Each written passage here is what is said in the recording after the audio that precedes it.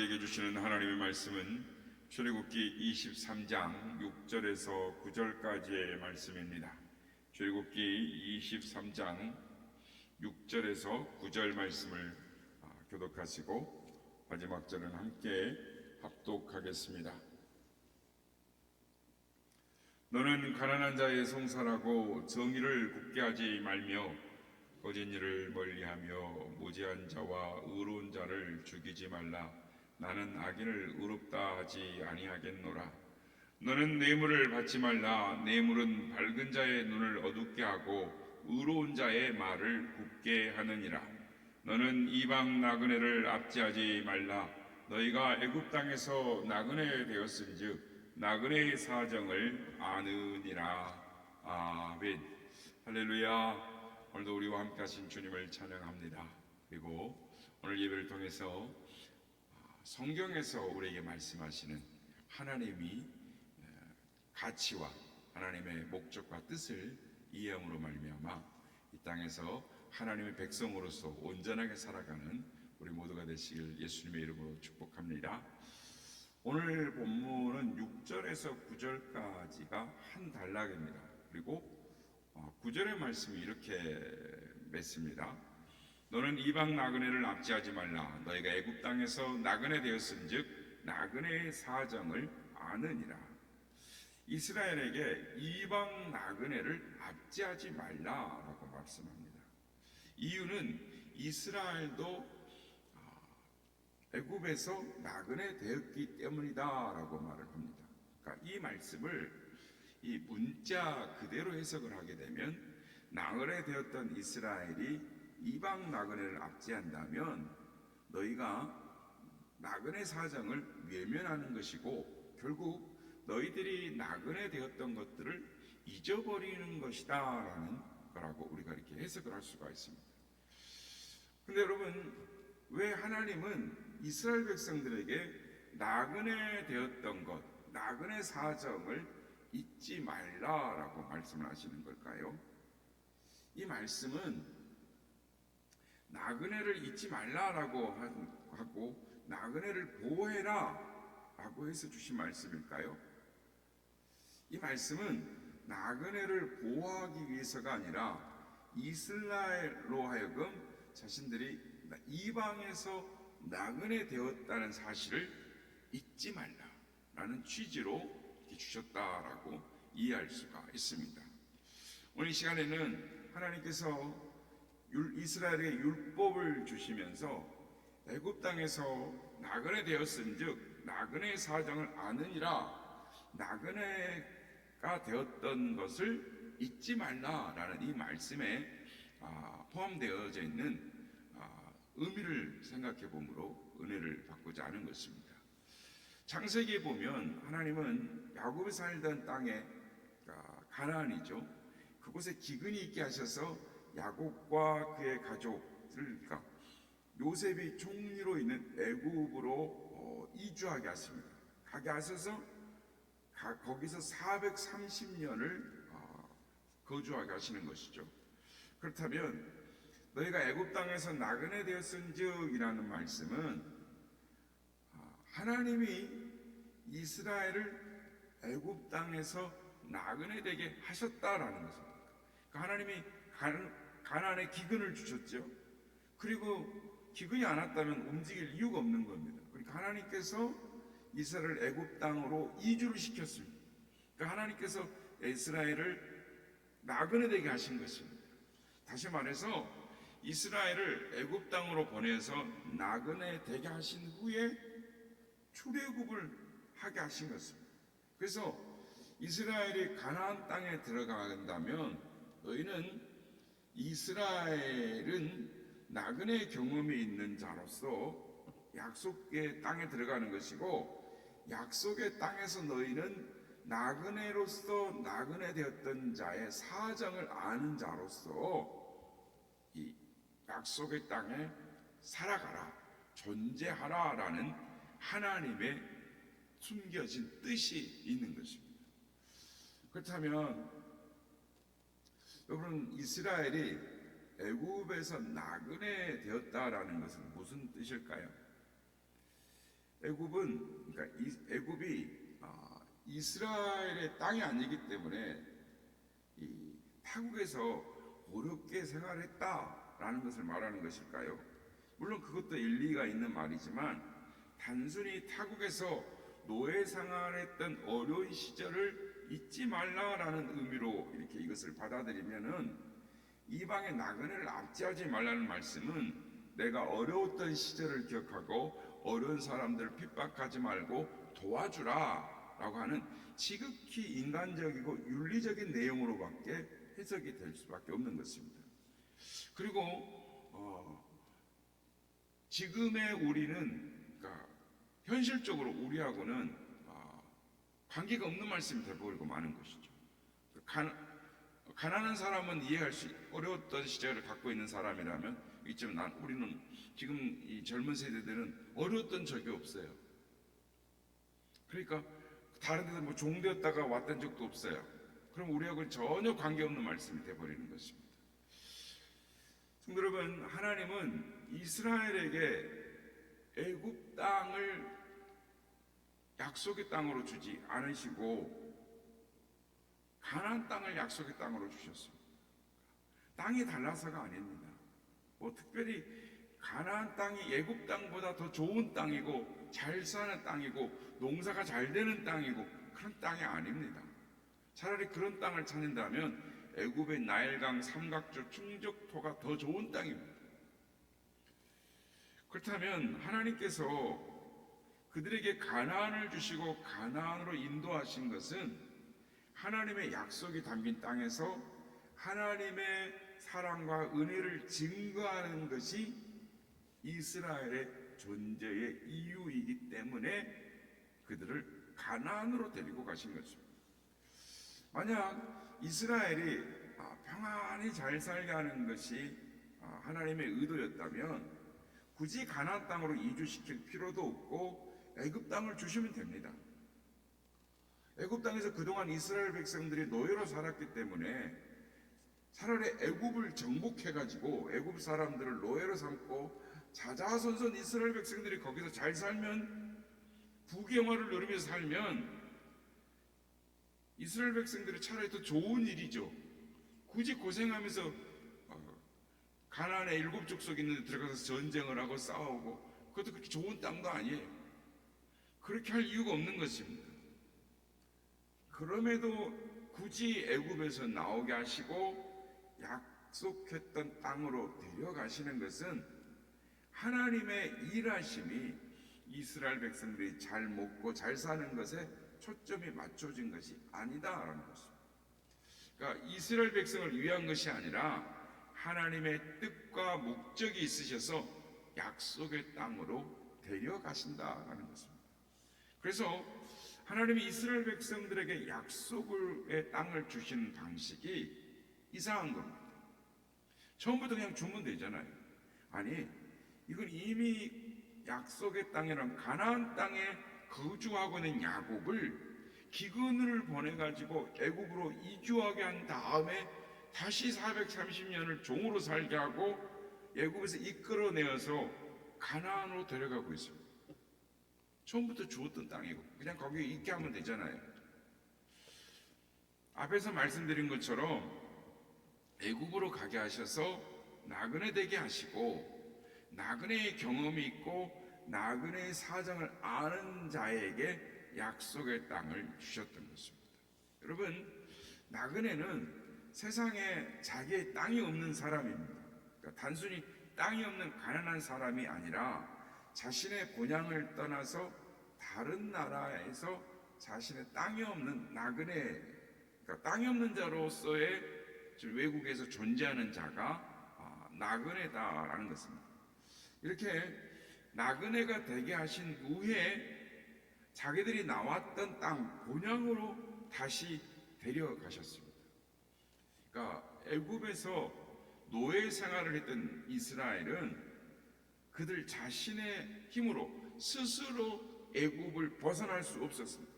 하나님이 나오게 하지 않으시면, 하나님이 이끌어내지 않으시고 하나님이 도와주시지 않으시면 결코 애굽을 나올 수 없었던 처지, 그게 나그네라는 거죠. 그러므로 하나님으로 인해서 애굽에서 나오게 되고 하나님에 의해서 약속의 땅으로 들어가게 된 이스라엘은 자신의 힘으로 이룬 것이 하나도 없는 것을 경험한 자로서, 즉 약속의 땅에 들어가게 되는 것입니다. 이것이 나그네의 경험이고 나그네 된 자만이 아는 나그네의 사정인 것입니다. 우리는 나그네 사정을 여기저기 떠돌아다니면서 아무것도 없는 가난한 형편, 그런 것으로 우리는 인식을 하기가 쉽습니다. 이것이 나그네 사정이라고 한다면 이방의 나그네를 압제하지 말라라는 것은 힘든 사정을 아니까 힘든 나그네를 압제하지 말라라는 식으로 오늘 말씀을 윤리적인 교훈으로 받아들이게 되는 것입니다. 그렇지만 애굽에서 나그네 된 이스라엘을 통해서 볼 수 있는 것은 나그네의 사정은 경제적인 것이 아니라 생명이 없는 죽음의 땅에서 스스로 나올 수 없는 이스라엘을 하나님이 이끌어내셨다라는 것이 정확한 이해인 것입니다. 이것이 하나님이 세상에서 나그네 되게 하신 이 모든 성도들에게 동일하게 주신 사정인 것입니다. 그래서 나그네 사정이 무엇인지, 그리고 그것이 곧 나그네 된 사정을 안다면 그 나그네의 시선으로, 공평의 시각으로 세상을 바라볼 수가 있게 된다라는 것입니다. 그래서 6절의 말씀은 너는 가난한 자의 송사라고 정의를 굳게 하지 말라라는 말씀을 합니다. 이 말씀도 이 나그네 사정, 그러니까 우리의 나그네 사정의 시각에서 보아야 이해할 수 있는 말씀입니다. 그렇지 않으면 6절의 말씀은 송사에서 가난한 자를 도와주는 것보다 정의를 더 세우는 것이 중요하다로 말씀을 이해할 수 있게 되는 것입니다. 물론 가난한 사람이라고 해서, 가난한 자의 재판이라고 해서 한쪽으로 치우치지면 안 됩니다. 재판은 공정해야죠. 가난하다는 이유로 특별 혜택을 받아서는 안 되는 것입니다. 그래서 이것을 가난한 자의 형편보다 바른 재판이 우선이다, 이렇게 해석을 하면 안 된다는 것입니다. 그러니까 이렇게 해석을 하게 되면 법을 준수해야 되고 인간은 법 앞에 평등하다라는 인간의 양심을 중요하게 여기는 의미로서도 이 말씀을 받아들일 수밖에 없는 것입니다. 그리고 만약 가난한 자의 송사라고 해서 봐준다면 그것은 사람을 소유의 기준으로 구분하는 것이 됩니다. 그러니까 가난하니까 불쌍하다는 시선으로 보는 것이고, 불쌍하니까 도와줘야 된다라는 인간의 동정심 같은 것으로, 자기의 이 측은지심으로 자기 입장에서 그 사람을 보는 것이 되는 것입니다. 그러니까 너희가 애굽에서 나그네 되었으니까 나그네 사정을 안다라고 말하는 이 말씀이 무슨 말인지를 모르면 이 말씀을 정확하게 이해를 못하는 것이죠. 여러분, 부자와 가난한 자의 차이, 즉 기준이 무엇입니까? 부자와 가난한 자의 기준은 돈입니다. 그러면 돈을 제거해버리면, 돈을 빼버리면 남은 것이 무엇입니까?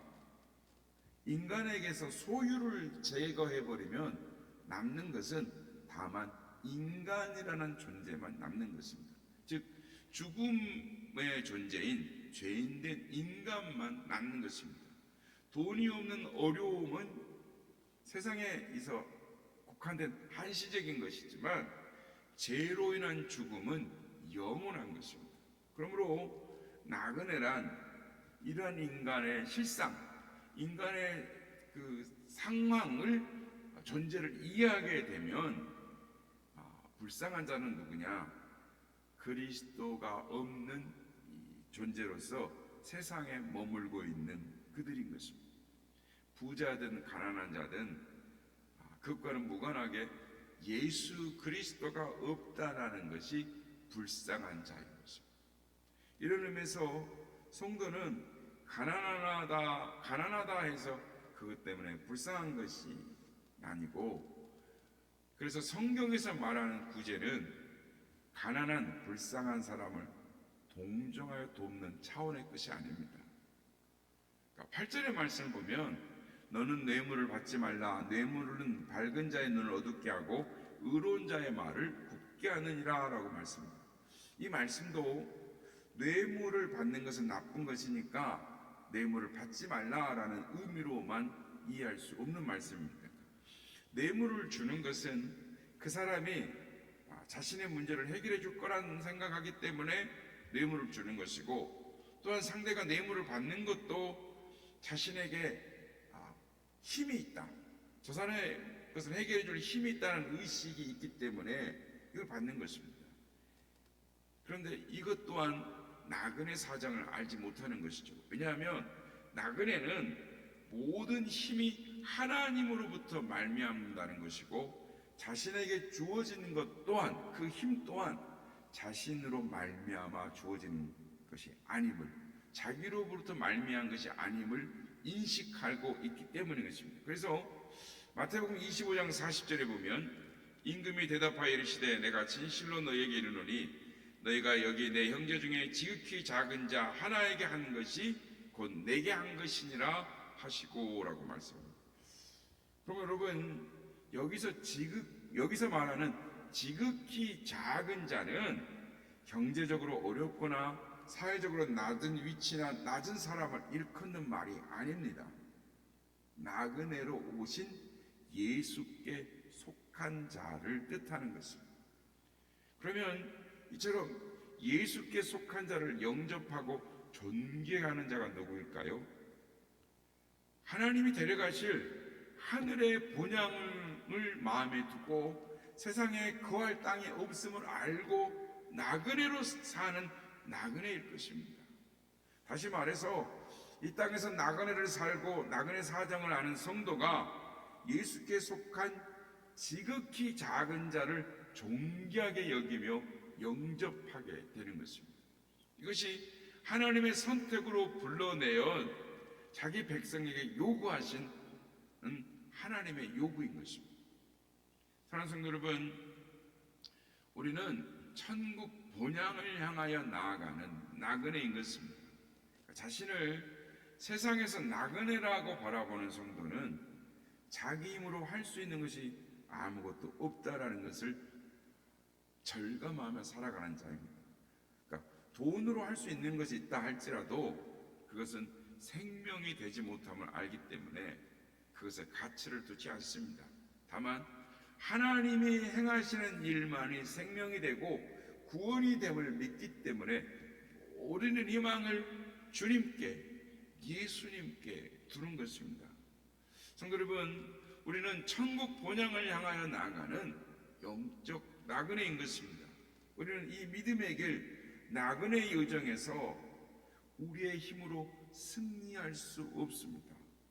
주님의 도우심이 아니면 나그네로서의 삶을 살아가면서 그 삶에서 감사할 수 없고 찬송할 수 없고 승리할 수가 없습니다.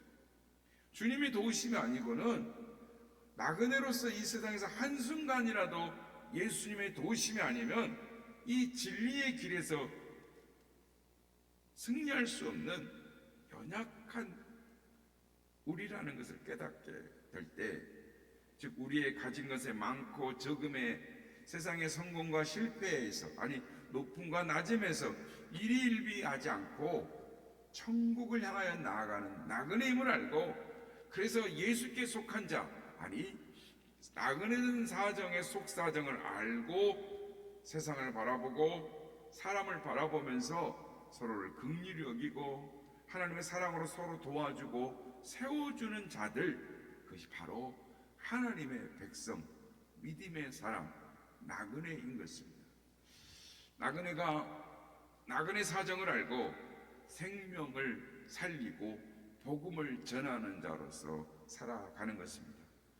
바라기는 우리 교회가 이 세상의 나그네임을 알고 나그네로서 살고 나그네 사정을 알므로 말미암아 나그네에게 위로와 쉼의 안식처를 제공하고 그들을 하나님께로 인도하는, 하나님의 복음을 전하는 그런 사람들로 나아가는 우리 모두가 다 되시기를 예수님의 이름으로 축복합니다.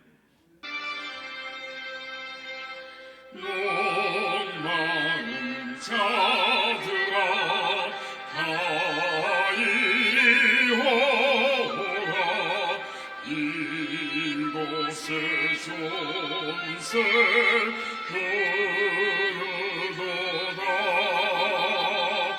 힘쓰고 예수님이 없을지라도 이 셈에 오면 감하시겠네. 이 셈에 손눈물 강같이 흘러 온천한 남국에 가도라네. 빈모나 귀천에 한가리 없이 나서시고 또 마시겠네. 생명수 샘물 마신 자마다 목다시 마르게 아니하고 성에서 솟아나 생수가 되어 영원히 솟아 일꾼 성하니.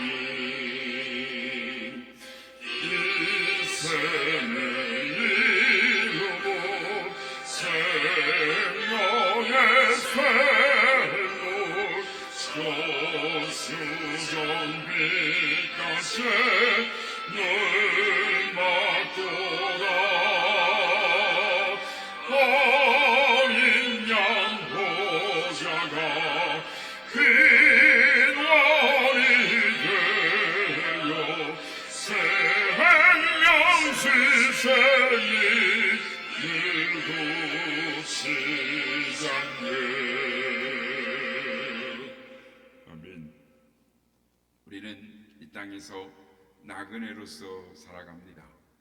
우리가 나그네임을 기억할 때 이 세상을 공평과 공정으로 바라볼 수 있습니다. 주님의 시각으로 이 땅을 바라볼 수 있는 것입니다. 하나님, 우리가 하나님의 도우심이 아니고는 이 땅에서 나그네로서의 삶을 살아가면서 한순간도 주님의 도우심이 아니고는 감사할 수 없고 찬송할 수 없고 승리할 수 없음을, 우리의 능력으로는 아무것도 할 수 없음을 주님 아우니 우리를 도와주옵소서. 나그네로서 나그네 사정을 알고 나그네의 삶을 이 땅에서 나그네들을 도와가며 나그네로서 하나님의 영광을 올려드리는 저 천국 본향을 나아가는 우리가 되게 하옵소서. 한시도 잊지 않고 살아가서 예수 십자가의 사랑과 복음을 증거하며 나아가는 우리가 되게 하옵소서. 기도하기 원합니다.